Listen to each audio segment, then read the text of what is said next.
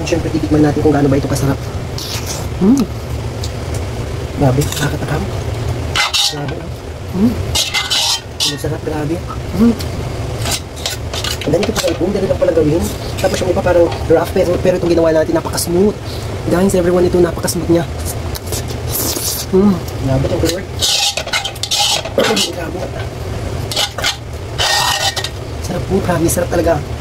Ito po. Sarap talaga, promise, sarap talaga. Ako po, ulitin ko to. Ang ganda pag may mga handaan. Pang dessert, so, maglalagay ka ng cheese. Ako po, grabe. Sarap, sorry. Ang sarap talaga. Kaya mo. Ganito pala ito. Sarap. Ganito po. May bago na akong dessert. Pag may handaan ako sa bahay. Ito po. May special buko pie. Blessed day everyone. Tayo ay gagawa ng buko pie. Buko pie. Dahil nga, uuwi na si Mami Joby tomorrow ay sa Monday. At matagal na natin planong gumawa ng buko pie. Sana ay maging okay pie. Ang ating gagawin pie ng buko pie. At tayo ay kakasap sa ating buko pie.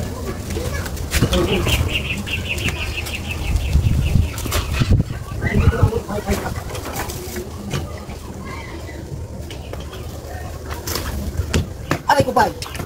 Nabasa agad pie. Kunin mo yun. Mukhang ano pa, bata pa. Kunin mo na yun, muna. Yun na nga guys, ang nakuha namin niyog, ang buko-buko. Here, yan lang. Bilangin nyo na, bilangin. Bilangin nyo na, bilis na. 4, 6, 8, 10, 12, 14, 15. 15 na buko gagawin natin. Buko! Gagawin natin yung baka-baka. Baka-baka 5. Dito na, haratang king, amartanda. Kandashi! Dito na siya na. 11, 12, 13, 14, Dito na, sinong pinakagapi sa ating Chloe. Jesus, gagawin kami na. Anong gagawin natin? Bye! Buko pie. Tara po, samahan nyo kami kung paano gumawa ng buko pie. Yan nga guys, hello everyone. Separate natin yung sabaw dahil itong gagamitin natin pansabaw sa ating buko pie. Buko pie po. Ayan, isang maset mapagpalang araw po sa ating lahat. Tayo pa ay gagawa ng buko pie. At isa-separate po natin yung sabaw niya dahil yun pang gagamitin natin para lasang-lasang buko na buko pie na pie. Yan nga guys, bubuko na natin ang mga nyug. Kung ano nga bang sura natin ito. Mga batang-bata. Ang ating buko ay batang-bata. Ano nga po? Wang, dapat pa. Perfect. Then, tikman na po natin. Perfect. Yan ang po. Blessed evening everyone. Time check. It's already 11:20 in the evening. Yan nga po. Medyo malaring na po yung gabi. Today is Saturday, 11:20 PM at bukas ay Sunday. Nandito may bisita po tayo bukas, Lord's Day, Family Day, Happy Day. Yan nga po syempre, si Sister Nashas Grace Ferrer, ang ating sister in Christ. Tapos si Mami Juby, kaya gagawa tayo si Mama Myrna, tsaka mga bata, kaya naisipan ko pong gumawa ng buko pie para bukas, para meron kaming dessert, Ayan, ihahabol natin. Ngayon ko po nagawa kasi medyo maraming gawain sa bahay at saka sa store, Kaya samahan niyo ako, tayo po ay gagawa first time ng ating buko pie. Ayan, samahan niyo po ako. Siyempre, mawawala ang ating buko. Ilalagay na natin sa ating pan. Yan nga. Okay, ilalagay na natin yung buko. Diba? Yung buko natin may matigas, may malambot. Pinaghalo-halo ko na po. Pustansya na po lahat yung ating ginawa ng amon. Hallelujah. Yan nga po. Tapos, i-ayos natin yan. Ayan. Sasalansan natin. Okay? Ayan nga. Napanood lang po natin yan sa Facebook. Tapos yung buko, lalagyan natin ng evap. Ayan nga. Lalagyan na natin ng evap yung ating buko. Okay. Lalagyan na natin yan. Okay. Ayan nga. Finish na po natin yung ating exhaust fan. Medyo maingay po siya ng konti. Then, ilalagay na po natin yung ating condensed milk. Ayan, ihahalo na po natin. Yan nga po, sisimutin natin itong ating condensed. Sayang po kasi sisimutin natin kasi sayang. Ang ingredients, ang tandaan po natin, ang ating ingredients ay buko, laman ng buko, condensed at saka evap. Ano po natin kakalimutan? Buko, condensed at saka ang ating evap. Then, haluin na po natin para mag-mix yung kanyang lasa. Okay. Tapos, lalagyan po natin siya ng powder. Lalagyan po natin siya ng powder. Powdered milk. Okay. Yun na nga po, ilalagay na natin yung ating powdered milk. Dalawang powdered milk. Sasalain natin yan para pino-pino. Ayan. Excuse me po. Para benggang-benggang ating buko pie. Okay. Yun na nga po, sasalain natin yan.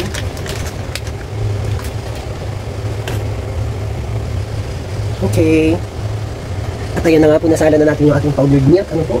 Then, ilalagay na natin yung sabaw ng buko juice. Ito po yung sabaw niya. Ano po? Tansya-tansya na po. Ano po? Hindi ko po alam kung ilang liters ba ito. 1.5 or diba? Ilan ba? Hindi ko po alam.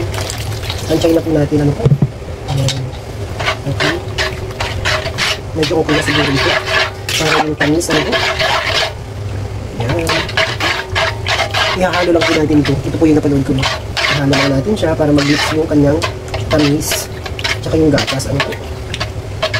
Ayan.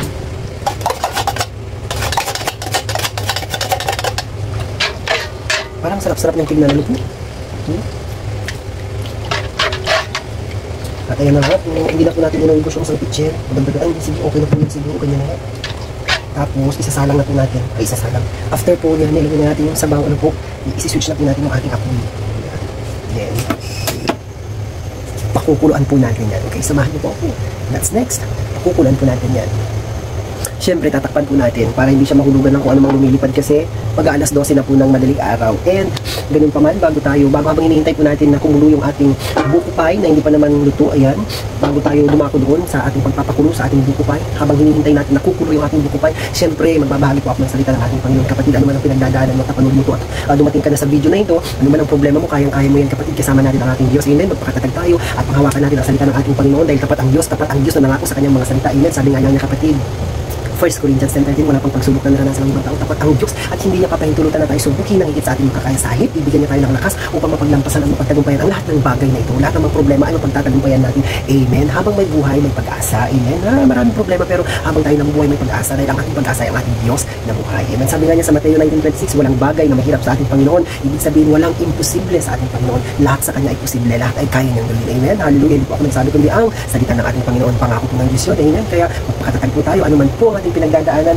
magtiwala po tayo sa ating Panginoon. Amen. Magpakatatag po tayo. Ano man ang panghila sa atin ng kaaway, ano man at sino man, ano man ang magpaghila ng mundo. Amen. Ano man ang manghila o sino man ang manghila sa iyong pababa, magtiwala lang tayo kay Lord. Si Lord ang nakakakita ng ating puso, ng ating buhay, ng ating isipan. Amen. Hallelujah. Kaya si Lord ang mag-bless sa atin at hindi ang ibang tao at hindi ang mundo kundi ang ating Panginoon. Amen. Hallelujah. Yan na nga po. Hindi na natin makakumukulo na yung ating tingnan na natin makakumukulo na yung ating buko pie.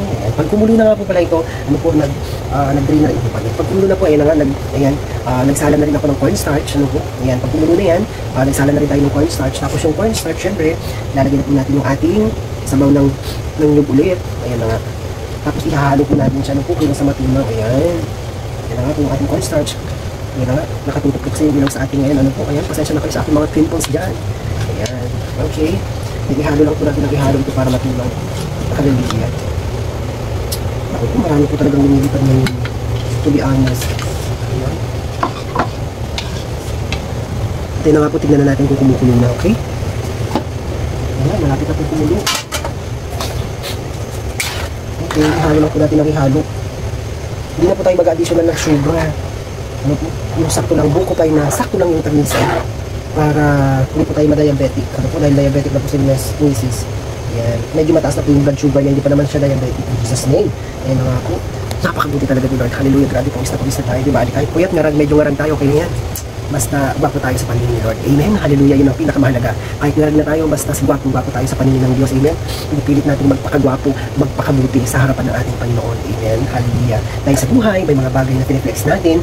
Bilang ako po isang transgender woman mo, hindi ko mapigilan. May mga bagay na ginagawa natin kabutihan. May mga bagay tayong piniflex. At may mga bagay din tayong ginagawa na si Lord na lamang ang nakakaalam nun. Amen. Hallelujah. Pero maganda na pag mayroong ginawang Diyos sa ating buhay, ipagsabi natin, marami pong instance sa Bible na sabi na kailangan ipatutuo mo, sabihin mo, pagsigawan mo ang kabutihan ng Diyos sa buhay mo. Amen. Hallelujah. Kayo maging proud po tayo. Huwag tayo mahiyang mag-testimony. Kung ano man saan natin pwede ibahagi sa kapitbahay natin na mabuti ang Diyos. Amen. Minsan niya sabi nila sa akin, si Marlon na lang ang mayaman dito, masenso. Sabi nila, ay opo, dahil sa pagmamahal ng ating Diyos. Amen. Wow, laki naman na ng bahay mo, Brother Marlon. Yes po. Dahil po ito sabag at grasya ng ating Panginoon. Hindi ko po yan tinatanggi. Lagi kong sinasabi yan, hindi ko yan tinatanggi. Dahil kay Lord. Amen. Hallelujah. Thank you, Jesus. Kaya patuloy tayo at kumukulo na yung ating buhay. Tingnan natin yung ating buhay. Hallelujah. Thank you, Jesus. Ayan ha po. Wow, dito pala siya. Ayan, pakuloy na natin ng pakuloyin. Wow, grabe. At ayun na nga po, kulong-kulong na po siya. Ilalagay na natin yung cornstarch. At pag nailagay na po natin yung cornstarch, obligado po na wag po natin iwan. Ano po? Wag po natin tatakpan. Kundi, ihahalo natin yan ng diretsyo. Kasi, ayun na nga, magiging malapit na po ito. Okay? Ayan. Oh my God. Ayan na po. naging texture niya. Nakikita po natin ng wow, ang bilis. Grabe. Jesus Christ. Wow, grabe. Wow. Na-amaze po talaga ako kasi first time ko gumawa ng ito. No? Nakaka-amaze po talaga. Ayun na nga, sayang po itong cornstarch. Ilagay na po natin kasama yung ating buko juice. Okay. Hallelujah. Wow. Ihalo lang po natin siya ng ihalo. Ano po? Everyone, guys, mga kapatid, ihalo lang po natin siya ng ihalo. Sabaw ng nyug. Puro ang nilagay po natin dito, sabaw ng nyug, ha? Grabe talaga. Thank you, Jesus. Para siyang mahal. Pero ang ganda ng ang ano niya, napaka yung texture po ba niya, kung nakikita niyo po, yung texture niya makinis talaga. No? Oh, yung texture niya, grabe yung texture. Napaka makinis, oh. Grabe. Amazing. Ganito pala ito. Tapos, bukas na po natin yan. Transfer lang po natin dun sa ating babasagin na pan. Tapos, bukas na po natin yan ilalagay sa freezer. Sa ref. Kasi masisira po yung freezer natin or ref natin kung mainit pa. Ano po? Kasi antok na ako. Ako, 11:45 na po. Ano po? Wow, grabe. Amazing talaga. Thank you, Jesus. Grabe. Naglagay. Ganito lang pala gumawa ng buko. Ano po? Iluto po natin ng maayos para hindi po siya madaling masira. Ano po? Hindi siya madaling mapanis. Wow, grabe. Amazing. Na nga po luto ng ating, luto ng ating buko pie. Na nga po. Hallelujah, thank you, Jesus. Wow, at papatay na po natin. At nilipat na po natin sa ating pan. Na nga. Then, maglalagay tayo bukas ng cheese and then mozzarella. Kung meron available, kayo po kung gusto nyo ilagay sa toppings niya. Wow, grabe. Thank you, Jesus. And done. Na nga po, nilipat natin sa ating pan. Na nga po, ang ating buko pie. Wow, grabe. Thank you, Jesus. Thank you, Lord. And ayan na nga po dyan. Luto na po ating homemade buko pie. Hallelujah. Thank you, Jesus. Thank you, Jesus. Luto na po ang ating, bukas malamig na po ito. Wow. My first time special buko pie. Thank you, Lord. Thank you, Jesus. And syempre, titikman natin kung gaano ba ito kasarap. Grabe. Nakakatakam. Grabe. Masarap. Grabe. Ganito pa ito, dali lang pala gawin. Tapos yung iba parang rough, pero itong ginawa natin, napaka-smooth. Guys, everyone, ito napaka-smooth niya. Grabe, thank you, Lord. Nga po, titikman na natin. Ano nga ba? It's the final destination. Ay, final destination. It's the final countdown. Ay, aliwa ulit. It's the final taste. Ayan na nga po, titikman na natin ang aking buko pie. Hawakan mo na sa white. Siyempre, ang unang magtitikim, si Mami Juby. Ayan na. Ay, aliwa, dapat hindi pa ganito. Ginawa niya. Expert ko na kumagawa. Ay, Panginoon. Buko pie. Dapat ito lalagyan natin ng cheese. At nakalimutan ko kahapon minang bumili ng cheese na ano, yung melt to eh. Tapos ano, susunugin sana dito sa kanyang ibabaw. Pero sabi ko masarap naman na, kahit wag na. Kaya iti-taste na ni Mami Judy. Yes. The final countdown. Ay, hindi. The final taste. Final taste. Mga bata! Final taste. Kuya, halika na! Sarap. Titikman na lang natin. Sarap. Masarap. Tingnan mo nga anong lasa. Sige.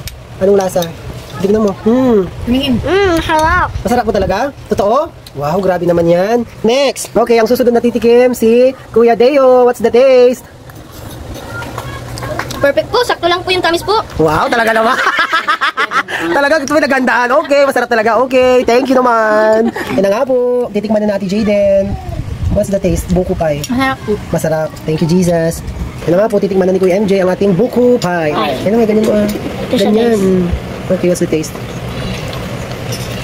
Anong rasa? Para sa yung Maha na, yung may cheese. diba? Walang cheese yan. Hindi pa yan nalagyan ng cheese pero masarap. Ano? Parang may cheese na siya, ano? Masarap, diba? Tapos smooth siya. Tapos nalalasan pa yung doon pagkatapos ng yung buko. Diba? Masarap. Buko pie. Buko pie. Magatas. At syempre, ang titikim din si mother ko. Anong lasa ng aking buko pie, mother? Masarap. Masarap. Ayun, totoo. Masarap. Natutot. Natutot. Chef Pati lasa tumaw. Chef yan sa Sina. Diba? Kanina ako nagmana sa pagluluto. Siyempre, mama. Ay, mama. Diba? Buko pie, nanggawa kayo ng buko pie din eh. Hindi, kaninang Hindi ata lang din. First time ko nanggawa yung First tan. time na, na-take man. Masarap. Thank you. Masarap. Masarap. Siyempre, masarap. Nga po, ang susunod na titikim ay ang ating Sister in Christ on fire. Dapat naman pa tayo lanang. Fire. Sakto na ba? Sarap. Ayan, thank you. Masarap daw, diba? Pero thank you Lord kasi nga masarap talaga. Kahit paano, simple lang.